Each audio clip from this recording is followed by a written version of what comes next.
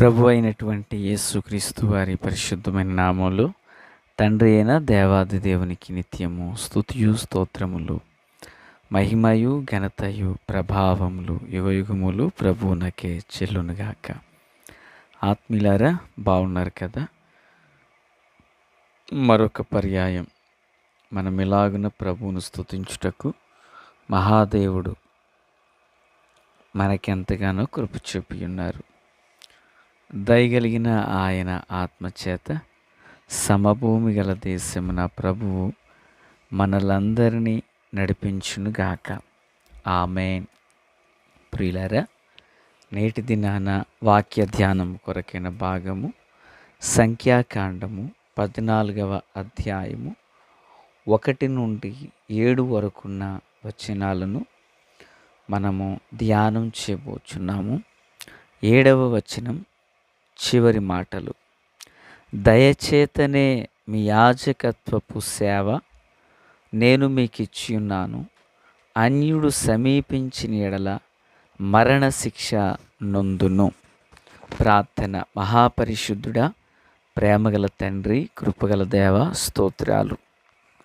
మీ దయను బట్టి, కృపను బట్టి మీకు వందనాలు తండ్రి. ఈ మాటలు నా హృదయంలో, మా అందరి హృదయాలలో ఫలభరితము చేయండి.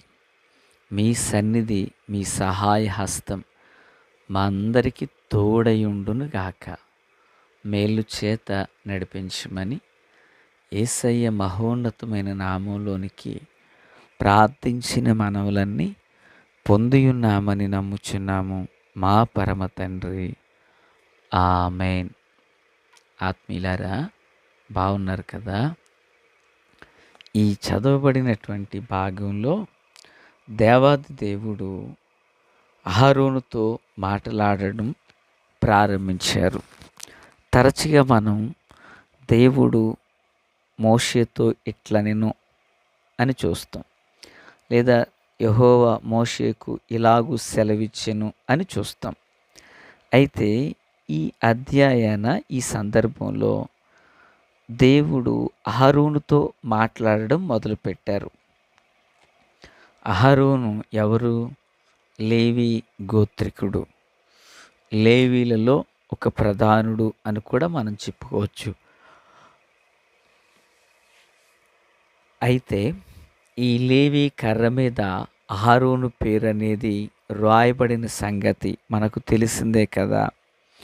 ఇప్పుడు 12 గోత్రాలలో లేవీలకు యాజకత్వపు సేవను దేవుడు వారికి అప్పగించారు. నా మాట బాగుగా గ్రహించండి. యాచకత్వము కాదు, యాజకత్వము.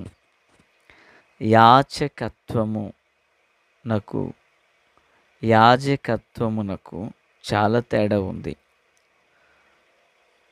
యాచకత్వము అంటే యాచించడం, మనుష్యులను యాచించడం. యాజకత్వము అనగా ప్రియులారా,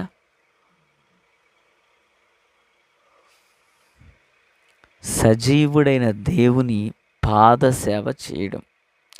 ఈనాటి కాలాన ప్రతి దైవజనుడు యాజకత్వము చేయాలే తప్ప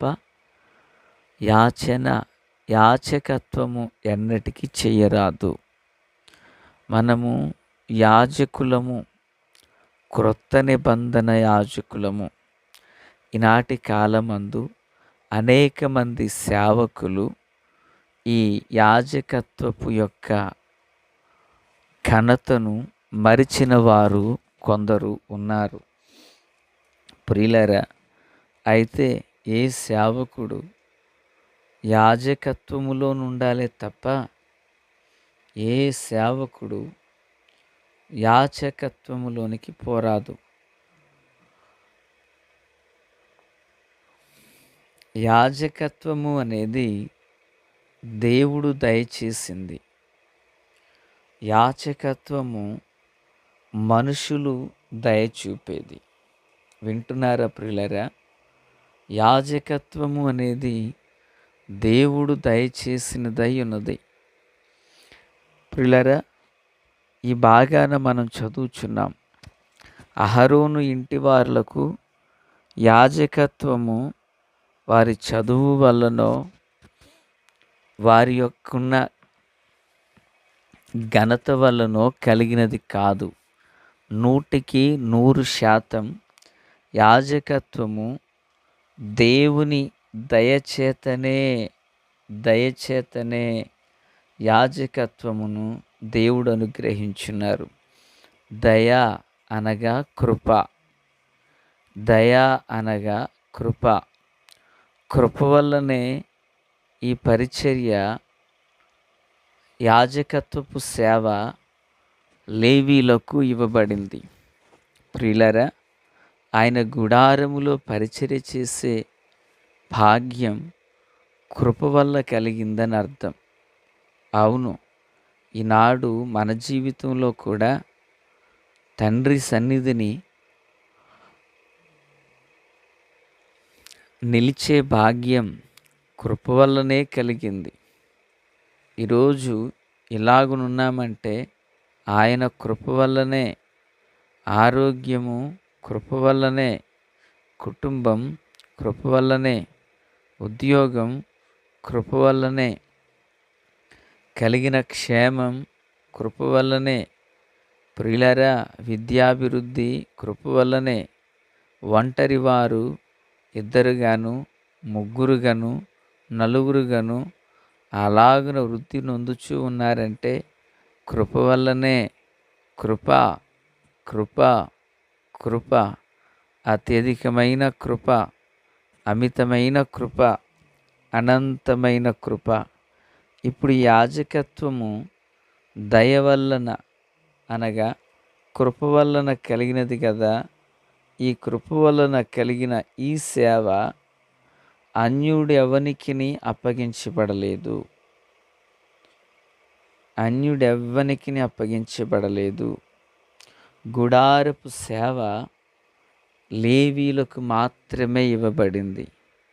అయితే రక్షించబడిన సంఘమందు మారు మనస్సు, పాపక్షమాపణ, రక్షణ ఆనందము, పరిశుద్ధాత్మ నింపుదల కలిగిన ప్రతి ఒక్కరును ఆ యాజకత్వములో నిలిచిండుటకు అర్హులను యోగ్యులునై ఉన్నారు.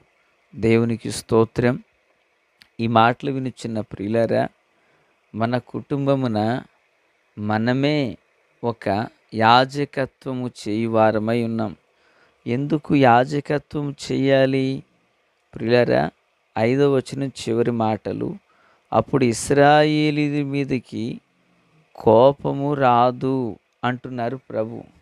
ఎందుకు లేవీలు ఇశ్రాయేలీయుల మీదకి, మిగిలిన గోత్రికుల మీదకి దేవుని కోపము, ఉగ్రతయు రాకుండగా ఉండాలంటే ఈ లేవీలు బలిపీఠం యొద్ద ప్రభువునకు, ప్రియులారా, ప్రభువునకు సేవ చేయవలెను.